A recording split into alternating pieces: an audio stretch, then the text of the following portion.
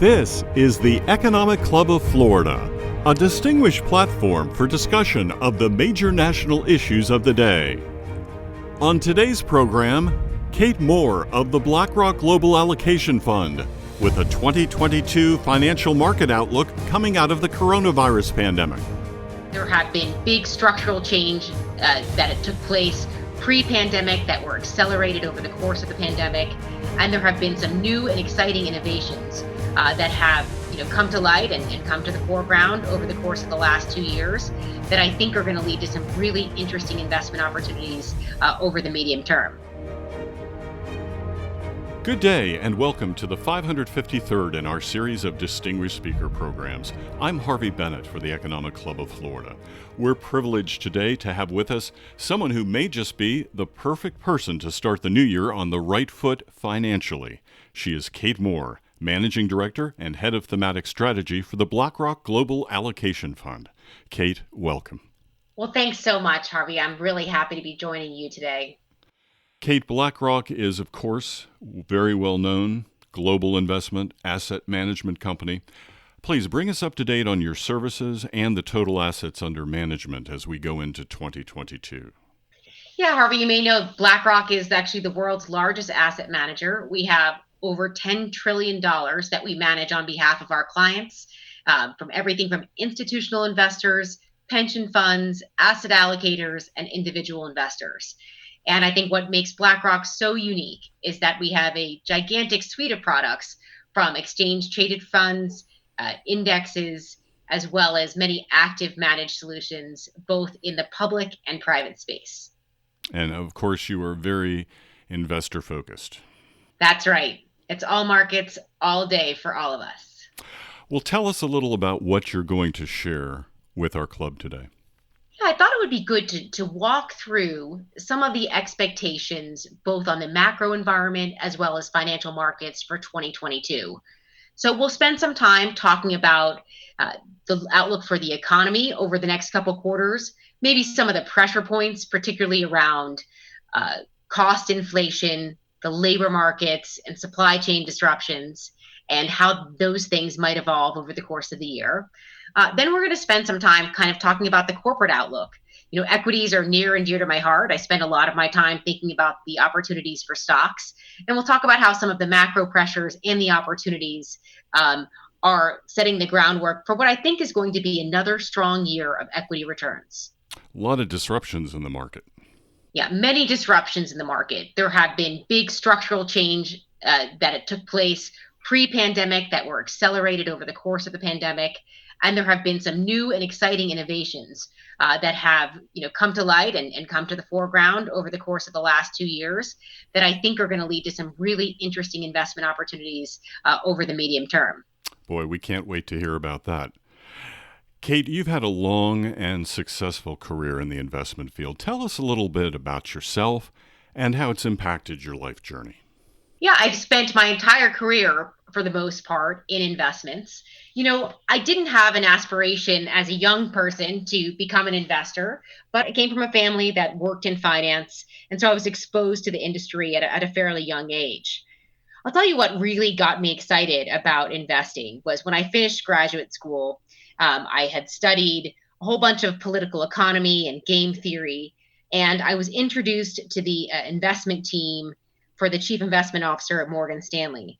And I was so taken up by the fact that they incorporated all of these different macro inputs, thoughts around politics and policy and history, as well as insights from companies and industries into their investment process.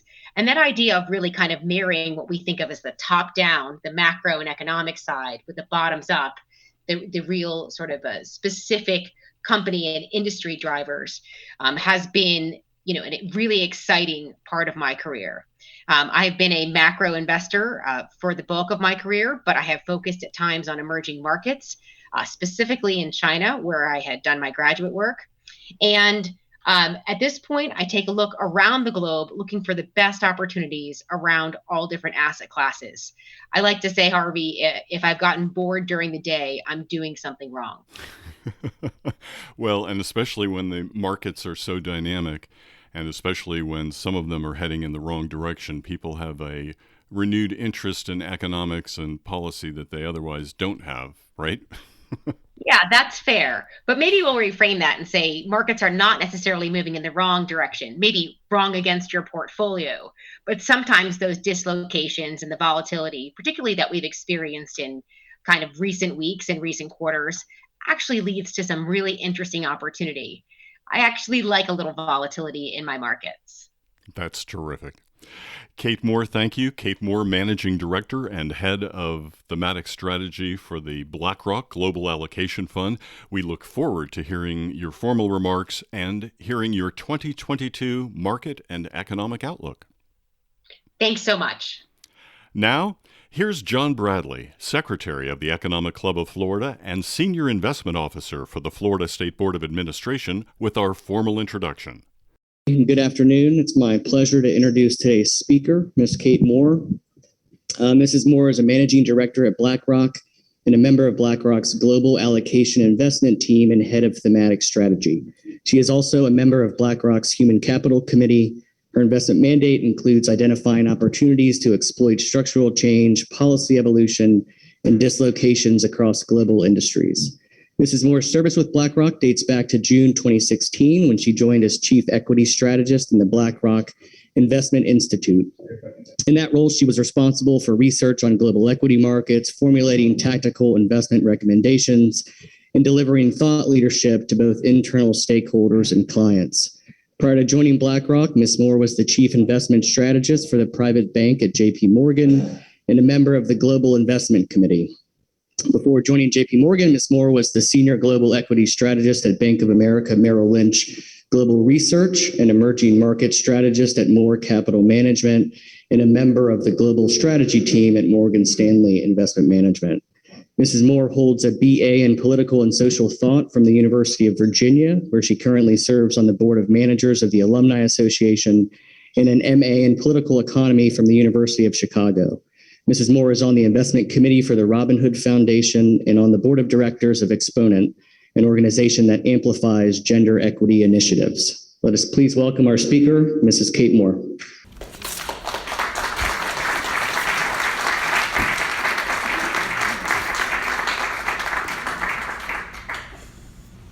I'm very glad to be joining you today. I just want to note, in case you can see my background, the weather around me is a little bit different than it is in Florida at the moment. I'm broadcasting here live from my house in Jackson Hole, Wyoming, where I like to spend most of my winters and have had a chance to do that quite conveniently throughout the course of the pandemic.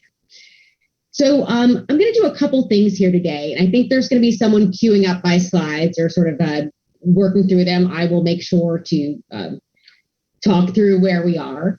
But first, if we kind of go to slide 2, setting the scene, just give you a quick sense of what I'm going to go over today as I'm speaking to you.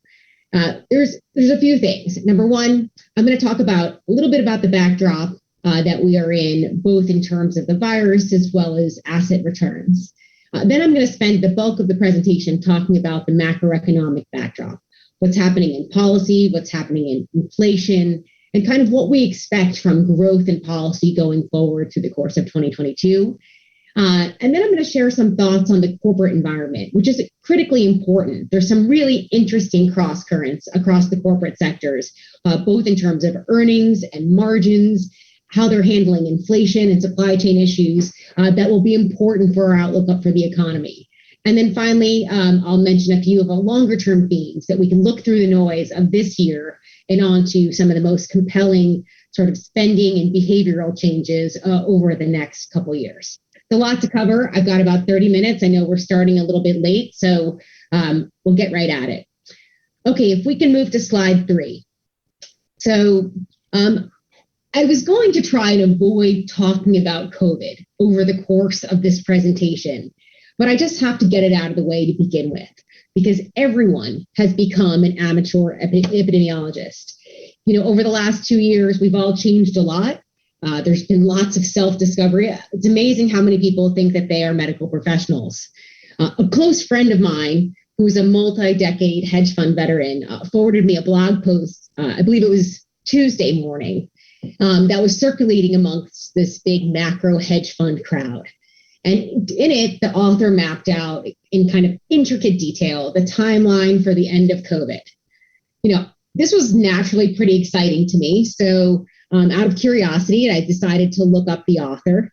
As it turns out, this guy is an engineer and an entrepreneur, kudos to him, with exactly zero medical experience. But the message was incredibly attractive, and it was really enticing, and people wanted to share it with each other because it told a story we all wanted to hear, which is, don't worry, you've got nothing to worry about with COVID as we move forward for the year. I wish I could be that optimistic. Look, no one has a crystal ball, and no one can tell us exactly when people will stop getting sick with this virus, when the healthcare system will stop being stressed, whether Omicron will be the last variant, or whether will be a more persistent impact on activity for the rest of the winter and maybe into the spring. I do know that there has been a softening of some recent economic data recently as a result of Omicron spreading across much of the US, but I'm not really going to extrapolate these trends over the last couple of weeks or last month or 6 weeks, into the rest of the winter, into the second quarter. That said, we just do have to acknowledge that the virus is still a huge risk and can lead to a significant amount of variability in the data as we go forward. I think as students of the economy and markets, all of us, all of you in the room and myself as well, can agree that the best thing that we can do at this point is try and look through the noise and not pretend that we can predict the outcome of this virus over coming months. So that's my last bit on the virus. Of course, it'll come up in some of the economic stuff, but I just want to say I'm not so proud. I'm not so confident that I'm going to predict the path here. So let's move to slide 4, which is a little bit more of a setting of the scene in terms of asset markets and things. It's no surprise to any of you that we've had a rocky start to asset returns this year. 10-year yields have surged more than 30 basis points. Equities have wobbled. I'm quite encouraged, actually, by the amount of green on my Bloomberg screens today surrounding me. It's certainly a nice break from some of the weakness we've seen in stocks over the last few weeks of trading sessions. But I want to go back quickly to last year and just to turn your attention to the chart on the left-hand side. What this effectively does is it looks at returns for the global aggregate bond index and then also for global equities and sort of, plots the returns for each of those assets against each other for each of the last 30 years. Each of the dot is a 1 year in the last 30. And what you can see, and I think we have this in the green diamond, which will be on the upper left quadrant. 2021 was a really unusual year for asset returns. There were only 3 other observations in the last 30 where this happened, where stocks were up, but bonds were down. We're even in a more unusual place to start 2022, which is the black square, which basically shows that both stocks and bonds are down. Not ideal, and can be really complicated for people like me, who helps to manage a very large mutual fund that is an asset allocation fund. I bring this up because we're starting the year with a lot of uncertainty, and more forecasters are expecting a similar year to 2021 when we get to the end of this year, another 11 and a half months, where stocks are up and bonds are down. I'm inclined to agree, but I think I'm bracing for much more volatility, both in bonds and stocks. And at the same time, expecting a very different year for US economic growth than we had last year. Our baseline forecast at BlackRock is that we're going to have strong growth for the US economy, but it will be uneven at times. And frankly, that growth will be at a much slower pace than last year, simply because we're not coming out of the depths of sort of pandemic behavior. This is a really complex environment for monetary policy. And I have to tell you, I'm very glad I'm not a voting member of the Fed, although I do have the privilege of getting to brief a number of the Fed research teams ahead of their meetings. So I did that for bulk of last week. But let's dig into the macro environment now, kind of on inflation, supply chains, labor, and the consumer, and we'll kind of see if we can make a little sense of this. So I'm going to ask to advance to slide 6, if we can do that, and talk a little bit about inflation. I don't know about you guys, but I am so tired of hearing the word transitory when it comes to discussing inflation. We've beat this term transitory to death. And then we went through that whole phase. You might remember this in the second half of last year, where everyone was saying transitory means something different to everyone. For some people, it is, a couple months. For some people, it is a couple years, particularly after a long and extended period of very low inflationary pressure. And I do say all of that, but have to acknowledge that some of today's inflationary pressure is in fact transitory. So I'm just going to walk you through here the chart on the left-hand side for a moment. And to let you know, we split up consumer price inflation into three major components. One, inflation that is directly attributable to the chip shortage. That's the yellow part of each of the bars. Two, reopening components for the economy where demand has outstripped supply as a result of the pandemic. You can see that in the green bars, but you may see in the last printed inflation we have, there is no green bar because a lot of that's sort of working itself out. And the third, and this is kind of critically important, is core consumer prices that are not simply about semiconductors or the pandemic. And that gray bar is meaningfully elevated relative to the history of the last couple of years. And if we took this chart back even further, you would see that. And there's a lot of dispersion in some of the component of inflation indices. Used car prices are up 55% since the low in June 2020. That was not bad news for me when I traded in my car this fall and got a great value for it. Headline CPI is up 9.5%. Food at home, so the groceries that we're buying, are going up 5.5% at this point. And I think many of us have observed prices are going up, but the volumes we're getting for those same prices, same box of cereal, for example, are going down. So less value for your money, for sure. But whether it's kind of the grocery bills or gas bills or the kind of insane prices for used cars at the moment, consumers are really feeling it. And so on the right-hand side of this slide, what I showed is consumer inflation expectations from the New York Fed survey. And you can kind of see for quite a long time, for most of the last 15 years, inflation expectations for both the 1 year and the 3 year were between like 2 and 3%, maybe on the up end of 3%, but kind of never actually getting there. And there's been a huge reset in terms of consumer expectations for inflation. If you think that prices are going to be higher in the future, which it feels like most consumers do at this point, you may bring forward some of your demand. You may want to buy now if you think things are going to be more expensive, a few months from now. But that is also kind of like exacerbating scarcity that we've experienced over the course of the pandemic. And it's coming against a backdrop where demand, particularly for goods right now, has been incredibly robust. So this is a pretty complicated inflation picture. And I just want to note that, at BlackRock, our forecast is that, some of these inflationary pressures are going to roll over by the second half of this year, by the end of this year, and that personal consumption expenditures, that's the Fed's preferred measure of inflation, will end the year in kind of the 3% range. That is still much higher than we've experienced for a long time. I think perhaps some of these consumer fears around year ahead inflation expectations are too high, but we're watching consumer expectations closely, and we know the Fed is as well, and that's going to have a lot to do with how they proceed with policy. So let's move to the next slide on supply chains and talk a little bit about this really interesting topic. So the good news is we think that some of the inflation caused by supply chain bottlenecks is on track to ease. Okay, good news. We've already seen shipping rates and congestion at the ports coming down a little bit, rolling over. You see that in these two charts that I'm showing on this slide. And another good stat on this is the days for a ship at port of Long Beach, which we know is the most important port in the United States, stood at 25 days in December of 2021, and the days at port for ships is that back down to 7 days as of earlier this week. So that's really good news. We're seeing less bottlenecks at the ports.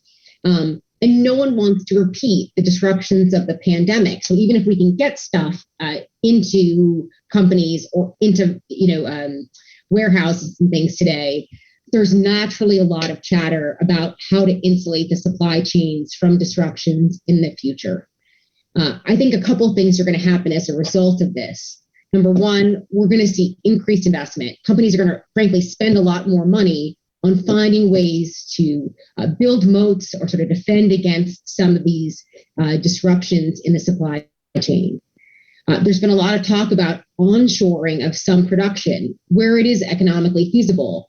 I would note, and I think we're going to talk a little bit about this later when I talk about companies and margins, is that there are fewer areas than one might think, particularly for companies that are worried about their margins, to kind of onshore. It's very expensive for a variety of different reasons. And I think another thing that we'll see companies do as a result of these supply chain bottlenecks is they're going to hold higher inventory. And just as we were talking about a moment ago, that sometimes consumers will spend more, demand will increase as a result of their higher inflation expectations, we are also seeing companies look to hold greater inventories than they have had historically in order to sort of mitigate from the risks. We might be moving from this kind of just-in-time inventory management to just-in-case, which may artificially support demand in the near term. So we're going to be watching really closely the orders component of a lot of the regional purchasing manager indices over coming quarters. Okay, let's talk a little bit about the labor market. So as I was mentioning, as we started this kind of presentation, I'm here in Jackson Hole. We're getting a little bit of extra snow today, which is quite welcome. I'm looking forward to skiing this weekend. And I have a lot of ski buddies here in town who like to pepper me with questions about markets and the economy as we ride the chairlift together. And so last season, the question du jour was, Kate, should I buy Bitcoin?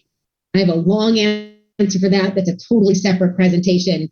But for the case of most of my sort of ski buddies, the answer was absolutely not until you have a diversified portfolio. But the question I'm getting asked over and over again this season is, Kate, where the heck are all the workers? And this is, playing out not just in ski towns like this that have a sort of a shortage of housing. It's playing out for everyone's small, medium, and large-sized businesses. And I think that's 100% the right question to be asking right now. Where is labor supply? And we know that the economy is strong. We know that wages are rising. What is it going to take to attract people back into the workforce to fill these seats? So the U.S. economy has experienced what I would call a phenomenal recovery in the labor market since the depths of the pandemic. But it's no secret that we still have over 5 million people who just sort of disappeared from the pool of available labor. Where did they go? I think there are three explanations here. And you can see on the left-hand side the gap between the unemployment rate and participation. And you can see on the right-hand side, kind of by age cohort and gender, where some of that gap is coming from. But I think these few explanations are as follows. Number one, there's a group that we know of asset owners. These are tend to be people 55 and older who have really done well with house price appreciation, real estate gains, and stock market gains, who don't feel the urge to return to the workforce. They were at or close to retirement anyway, and their investment portfolios and their personal balance sheets look incredibly healthy. So they're not rushing back in to take some crummy job. The second is caregivers. This is often women. It's been slower to return with schools, going remote, et cetera. That can account for maybe 2 million of the workers that we have not seen return to the workforce. And the third is, frankly, a loss of immigrant service workers. This is not meant to be a political comment because it's actually a policy that's continued from the previous administration to the current administration. But getting and keeping visas is incredibly challenging. Biden doesn't have enough political capital at this point to tackle the immigration issue. And so he's not. And keeping very much, Trump's policies around immigration and the challenges of getting service worker visas. The challenge here is that there's a lot of jobs that the average American is not looking to do that had been filled by immigrants either from Latin America or from Eastern Europe. And it's leading to some significant pressure across the service space. In some cases, companies are investing in systems and software to mitigate that risk. And in other cases, we're going to see a sort of a more reduced offering if you can't get people on the ground to do these jobs. I think of that most acutely, frankly, in the hotel space. Housekeeping, for example, services have been much less across a whole variety of hotels as a result of not having cleaning workers. So that's one part of the labor market. We have people who stepped out, people who don't feel like they can come back in because the pandemic's ongoing, and then people who can't get into the country to fill some of these service jobs.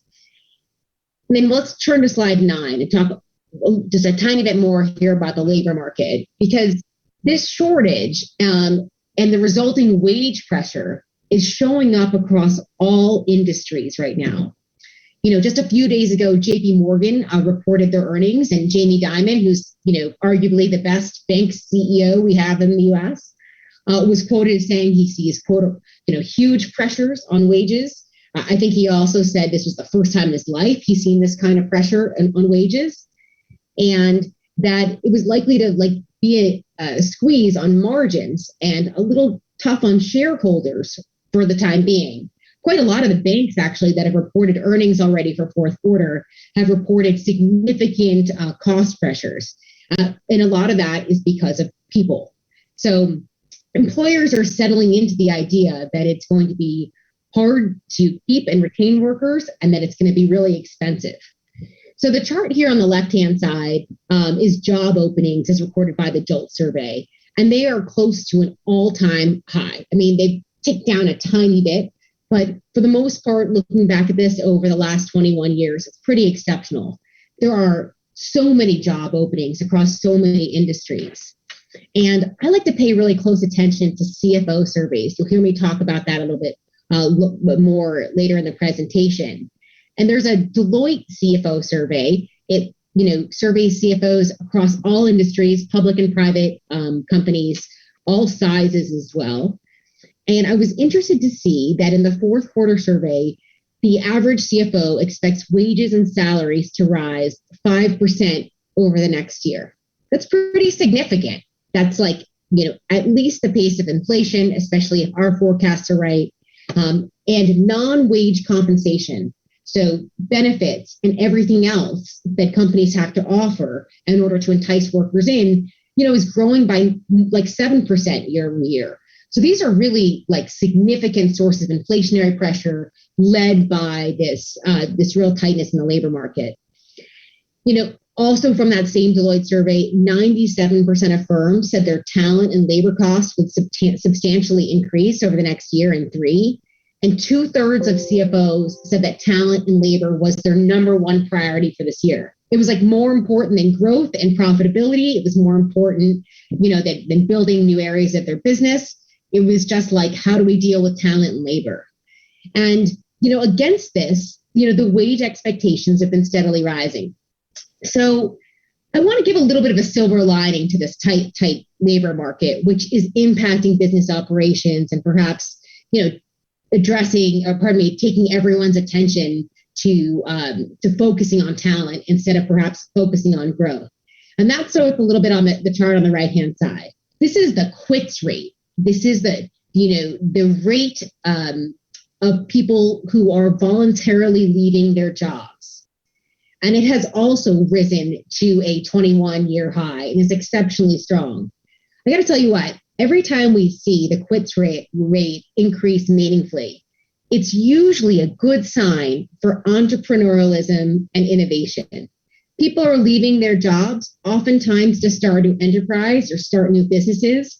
This is generally a pretty fertile ground for broadening out economic growth and for opportunities over the years ahead. So I'm watching that really closely. The U.S. is a country of innovation and entrepreneurialism anyway, but more people feeling like they can leave their jobs might actually be a great thing for the sustainability of our economic growth trajectory over the years ahead. Okay, we got to talk about the Fed here. So let's move to slide 10, and I'm going to grab a little water. Okay, so we have these dynamics of persistent inflation, even if some elements are transitory, and we have a labor market that's quite tight. And that's leading us to a path where finally, after lots of stops and starts and lots of expectation, monetary policy is going to move back to what we think of as a more normal path in the course of 2022. That is less extraordinary asset purchases, less time with rates at or close to the zero lower bound, and more something that reflects the growth and potential of the economy. But I just got to point this out here on the left-hand side. This is not just the Fed, but these are major central bank balance sheets in trillions of dollars over the course of the period from the global financial crisis until today. Balance sheets were growing as central banks bought assets, but the size of that growth is just staggering. If you look at how much, how many assets were added to central bank balance sheets over the course of the last 2 years of the pandemic. The Fed balance sheet grew by 4.6 trillion since March of 2020. That is nuts. And the ECB balance sheet grew by 4.6 trillion as well. I mean, in February of 2020, or even let's say late January of 2020, so we take ourselves back 2 years from where we are today, would any of us have imagined that the two most important central banks in the world would have bought $9 trillion of assets over the next 2 years? I mean, no way. And central banks have been, stepping into the rescue, buying assets, supporting asset markets, cutting rates to zero, talking down the market. And over the last 10 plus years following the global financial crisis, we all learned an important message. And I think this is a great way to put that message, that markets stop panicking when central banks start panicking. And every time there's been a wobble in the markets, the central banks have stepped in. They bought assets, they've cut rates, they've talked down our fears. And we've gotten really accustomed to this, and we've gotten very comfortable with that environment. We've been conditioned to think that the central bank put, as we like to call it, is strong and persistent. But a lot of things have changed. And the last furious spike in inflation that we've experienced since the reopening from the pandemic has been strong enough that the Fed's goal of average inflation targeting around 2% has been more than met already. So just the experience basically of the last 18 months of inflation has kind of offset the weakness we experienced in the previous 12 years. And we're now running above 2% in terms of average inflation. So that side of the mandate for the Fed has been met. The second side of the mandate is around the labor market, where we are at low levels of unemployment and wages are growing, as we were mentioning a moment ago, quite well. It's leading the Fed to reduce the accommodation and start to normalize policy for real this time in 2022. But I do want to note something around this, and this is the chart on the right-hand side of the slide. Market pricing has moved so quickly around Fed expectations that I wonder if it's getting a little bit ahead of ourselves. So at the start of the fourth quarter of last year, so the beginning of October, the market was pricing in one hike by the end of 2022. Now the market is pricing in 4 hikes by the end of this year. I got to tell you, the inflation picture and the employment picture have not changed that dramatically in the last 3.5 months. But what has changed is this sort of, I would call it a race to have the most hawkish estimate of Fed Fed policy movements. I think the Fed is going to be more data dependent than some of those hawks would suggest. And next week, when we hear from Powell, I think we will hear a message that is actually quite balanced, that says, yes, inflation and the labor market are still supporting our move to, finish tapering asset purchases and to start the process of liftoff, which is, the first rate hike that we've had in quite a number of years. And we're in a good place to do that. But I don't think he's going to promise a path that's as aggressive as, say, 4 hikes this year without seeing how the data evolves over the course of the coming months. More data dependent, measured, and the Fed is not looking to get aggressively ahead of any of the data. Nevertheless, it's a very different environment. And as I said, I think like maybe in my opening comments, I'm glad I am not a voting member of the Fed. Okay, next on, we're going to just talk about another sort of confusing bit here, which is on slide 11 around the consumer. And I say confusing bit because we have like inflation coming down, wages strong, labor market tight, Fed starting to normalize policy. And yet there is this sort of tension in terms of consumer. This interesting cross current, I would say. On the one hand, consumer balance sheets are incredibly healthy, like exceptionally healthy. In fact, consumers have been building up savings over the course of the pandemic. We know this story in between the appreciation in home prices, the increased value of their equities, enormous amounts of federal stimulus. Household net worth has grown by some measures, a third over the course of the last 2 years. It's pretty phenomenal. And spending on goods has been exceptionally strong. We see consumer spending on clothing and accessories, that's up 30% year over year. I don't know where people are going, why they're buying clothing. I certainly haven't been buying clothing in this environment since I'm not going into the office or traveling, but that's another story. Gasoline spending has obviously gone up considerably as energy prices have risen. But there's only so much stuff that the average consumer can buy. And we do start to see that a little bit in the data that like for things like furniture and home furnishings, that sort of retail sales was down 5.5% last month. People aren't going to be buying a new couch every year, for example, or new appliances every year. So there's going to be some moderation in goods purchases. But in general, consumer balance sheet looks great. We think consumer demand is going to remain really strong. And I'm very hopeful that as we get through this stupid pandemic, we can move from back from goods-based spending back to services-based spending in a greater way. But there's like this conundrum that I mentioned a moment ago, which is that like confidence is a little bit weak. Confidence is weak, I think, because of inflationary pressures. There may be, a sub part of this that confidence is weak because of the political acrimony in our country. Confidence may be weak because we see on the news all the time these supply chain disruptions and it makes people anxious. Maybe confidence is weak because their friends, small business owners, having trouble, meeting demand. So this tension between having really strong balance sheets and really good wealth creation over the course of the last 2 years and what has been a very supportive policy backdrop, combined with some consumer fears of the future, I think it's something we have to watch. And it's definitely one of my top things on the radar for 2022. Okay, I got really into my macro section there, so probably spent a little bit too much time talking about that. But I'm going to spend a few minutes here kind of talking about the corporate outlook, and then we'll open it up for a few questions.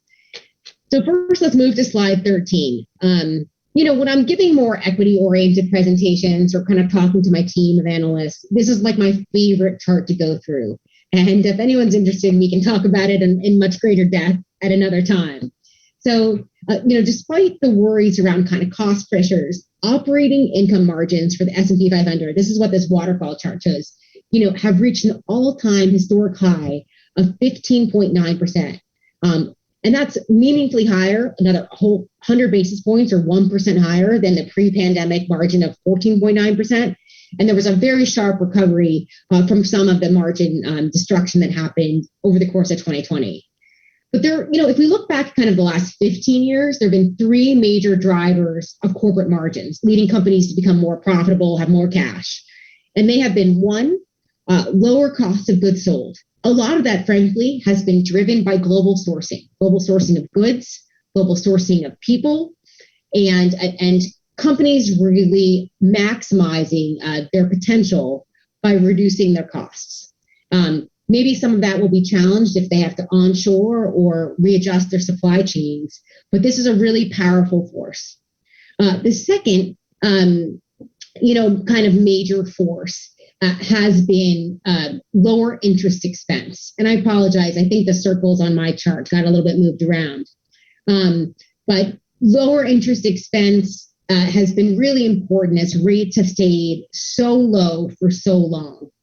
Essentially, you've seen companies take advantage of this interest rate environment. We know how much debt and paper has come to market. We know how companies have financed deals. It's been an incredibly attractive environment. even if rates move up a little bit from here, and they certainly should given our assessment of the economic outlook, we don't think they're going to move up so aggressively that they actually curtail the economic potential, the margin potential for large companies. Most companies have taken advantage of low interest rates, locked in debt for long periods of time, and have been really opportunistic. But the third thing to kind of watch, and given how challenged I think Biden's agenda is right now, I think fears around rising taxes have now come down, but has been taxes. So the first big slug of sort of tax benefit has come from companies becoming more global over the last 15 years and having lower effective tax rates outside of the US. And then the tax cuts that took place during the Trump administration also supported the tax story as well. So these three major forces of global sourcing of goods and services, so people being able to get the cheapest components, lower interest expense thanks to the Fed keeping rates so low, and taxes from both global operations and as well as domestic corporate tax cut have been awesome for corporate margins. Those are the three things I'm watching for corporate health over the course of this year, if there are any adjustments. I don't think we're going to see a major deterioration here. And so I'm very constructive on profitability for companies and the prospects that they have. Okay, this is the last slide I'm going to spend a bunch of time on, and then I'll scoot through the next few so we can get to questions. But this is something I'm also very focused on when it comes to sort of the corporate outlook. There is a kind of a big tension growing between large companies and small companies on a number of different fronts right now. As inflation remains elevated, the difference in opportunity and the difference in flexibility between large and small companies is really coming to light. So these charts come from the Richmond CFO survey, which is one of my favorite pulse checks of CFOs. Again, just like the Deloitte one, across industries and geographies. In the fourth quarter survey, there was a special section on cost increases, and 90% of firms reported higher than larger price increases. And that's what they were experiencing. It's up from the last time they asked that question was in the second quarter of last year, I believe, and it was 80%. So cost pressures are mounting. But what you can see in the left-hand side of this chart, they ask this question: how are these larger than normal cost increases being passed through to customers? And the answer is pretty clear. Large companies are able to pass on the higher costs and therefore maintain their margins, and smaller companies are having to eat the costs, or in some cases, shut down other parts of their business, or not spend that like they would necessarily for capital expansion. So it becomes a little bit of a tension. And then I want to go back to the supply chain point, and the large versus small becomes a really big issue as well. The last survey showed that almost 80% of large companies are going to diversify their supply chain versus just less than 50% of small companies. And I think this is a bit concerning as well, because over 40% of small companies said they had no room to maneuver, or were going to have to wait for issues to resolve themselves. And that's because they just don't have the power to negotiate. They don't have the resources to source globally, et cetera. So it's going to be a pretty tough situation. I just wanted to point out there's this growing division between small and large companies. Small business optimism has flatlined, according to the NFIB, that's the National Federation of Independent Businesses. And large companies are bringing in record profits. And this is important because given that most job creation comes from smaller companies, and in many ways, small companies are really the engine of growth in our country, we have to ask ourselves, how long can that tension exist? Is there going to be this winner-take-all environment given inflation and labor and all of these other levers that large companies have? Or will there be regulatory or government intervention there? Increasingly, I get asked that question from policy folks. How would I approach this? And I don't have an answer, but just to say it's a bit of a challenge.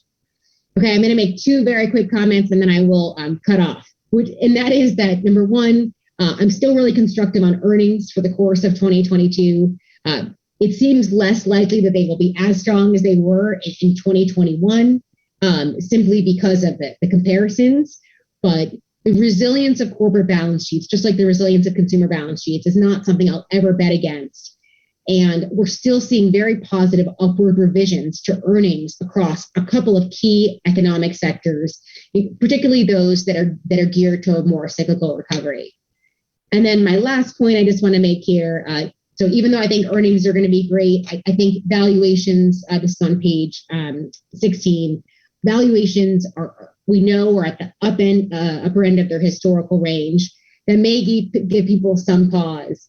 But I think the fundamental story, the amount of sort of revenue growth and the margin preservation that's going to lead to earnings is exceptional. And I've just call your attention to the chart on the right-hand side here, which is the enormous amount of cash and free cash flow that companies are producing. I think multiples should stay higher than they have been historically. They should be at the upper end of their historical ranges because of the outstanding strength of corporate balance sheets, the excellent and prudent ways that many of these management teams are managing their costs, and the fact that we are able to kind of have a better forecast today, given all of the data that we use in the high frequency data information that we have going into our models, the future of their sales. And so we have greater confidence in their future cash flows, which should lead us to assign a higher multiple. Well, I can talk about that for hours. I will stop there. I've gone quite long, but thank you very much for listening.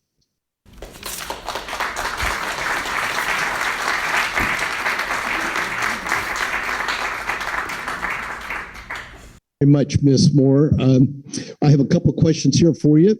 One is, what sectors do you consider undervalued and which overvalued? And where do semiconductors fall on this spectrum? Great question, since I actually spent several hours this morning working with our semiconductors analysts on this one. So I have great confidence in semiconductors over the medium term, but there are a few things I would just want to highlight there.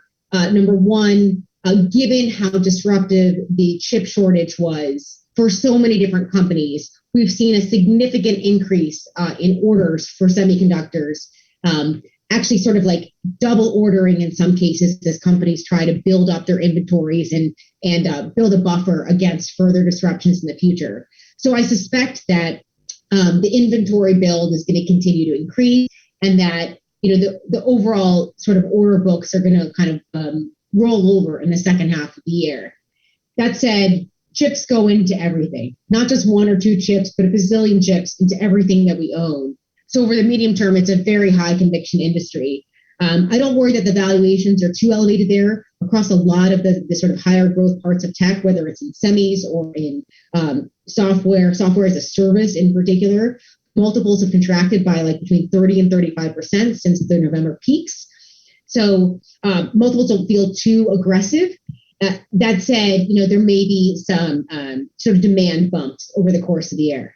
In terms of where I think that, what looks cheap and what looks expensive, I got to tell you, a lot of the stuff that looks cheap on sort of standard multiples, frankly, deserves it.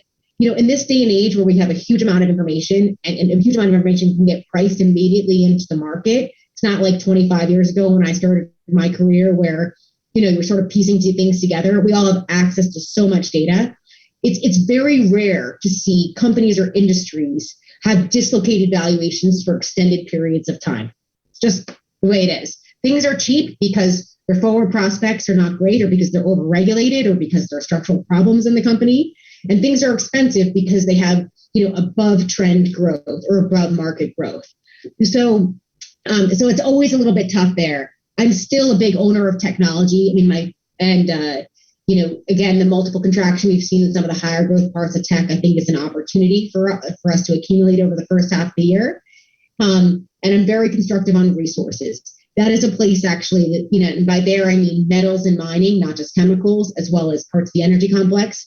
There I could see multiples expanding in addition to earnings expanding over the course of the year, dual engines of returns, and highly convicted. Great. Thank you so much.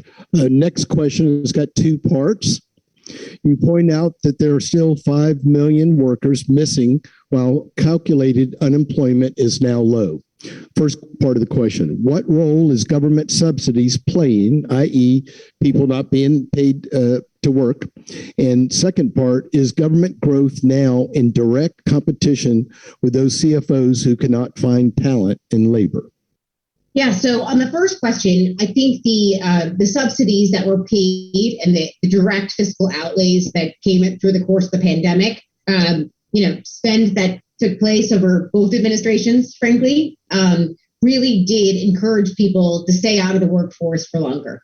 But all that faded, by the end of the third quarter last year. By August in some states, July, August in some states, and by September in others. And we still have not seen people rush back into the workforce. So I think a lot of us were hopeful that, when you stop giving out this money, you'd get people coming back in. But frankly, that's not the case. I'm going to go back to the other those two major groups that I was sort of talking about, the 55 plus, particularly who are asset owners and real estate owners and whose investment portfolios and retirement portfolios have appreciated. Those folks have stepped out of the workforce and generally would work for another 10 or 15 years. And that's the biggest gap in that slide I was showing there in terms of, exits from the workforce. And then, of course, as I mentioned before, I think the service side, the immigrant workers, not being available for a lot of industries is also an impact. Is the government crowding things out? Again, I think that argument held more water last year than it holds now. We are not providing an incentive for people not to work anymore. I think that there's a huge class of people that worked in really crummy jobs that have just decided they're going to be pickier. And frankly, because the labor market is so tight, maybe they worked as an Uber driver, for example, which is not that fun, I would imagine, unless some of you guys know people who are Uber drivers, then the ones who I've ever talked to thought it was the greatest job in the world. But they can get a more sort of steady job, frankly, in an Amazon warehouse with greater benefits. And they don't have to be a contractor. And there's more sort of standardization. And because the warehouse needs people 24 hours a day, if they can only work in the evenings, they can choose that shift. So I just think that there's been some switching. But it's a conundrum. And I got to tell you something we're watching really closely because it could impede growth in coming years if we can't fill all these seats. Ms. Moore, the last question is another two-part question. If inflation is higher than projected, can you describe the effects and what would be some strategies to protect against those increases? So if inflation is higher than projected, the first question I would ask is what is the source of the higher than projected inflation? If that higher than projected inflation is being primarily driven by labor costs, which I would put as the higher probability potential outcome here, then I'm going to be really focused, especially as I'm looking at investing in equities, for example, on companies that have low labor intensity to sales, that are not going to be dependent on expanding their workforces in order to continue to grow their business. If, there are some inflation hedges in the bond market that may look okay, but I would generally expect that labor-driven inflation, while it might be good, we see consumers have more money to spend, it's going to be particularly painful for small companies and then also for those industries that require huge amounts of labor to operate. And the second part of the question was, I forgot. And what would be strategies to counteract that? So in terms of policy strategies and other things, it's a little unclear. I would expect that there might be some subsidies for businesses that were facing undue labor pressure. And we'll have to see. We also, as a firm, as on my fund, have been doing a lot of screening for companies that have pricing power. Who has the ability to pass on higher costs if inflation is more persistent? I mentioned before on that slide that large companies in general have much more confidence about passing on costs, passing on most of their rising input costs. But even within different industries, there are winners and losers. And those tend to be companies that have very strong brands or differentiated product where the consumer or their business counterpart is willing to pay up because it's such a special and differentiated product. So that I'm very focused on as well. I would say, look for companies with low labor input costs if it's a labor-driven inflation spike. And also from a stock perspective, look at companies that have strong pricing power, industries as well as companies within industries. Moore, on behalf of the Economic Club and the Board of Directors, we would like to thank you. This has been an incredibly informative and insightful presentation, and we appreciate your commentary.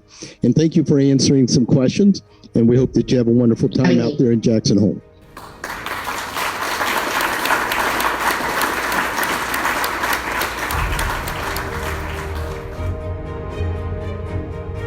You've been listening to Kate Moore, Managing Director and Head of Thematic Strategy for the BlackRock Global Allocation Fund, speaking before the Economic Club of Florida on January 20th, 2022 in Tallahassee, Florida. For more information on BlackRock, visit blackrock.com. The Economic Club of Florida promotes interest and enlightenment on important economic, political, and social issues of the day. To learn more, including how to become a member, visit our website at economic-club.com. This program was recorded at the Florida State University Alumni Center in Tallahassee, Florida.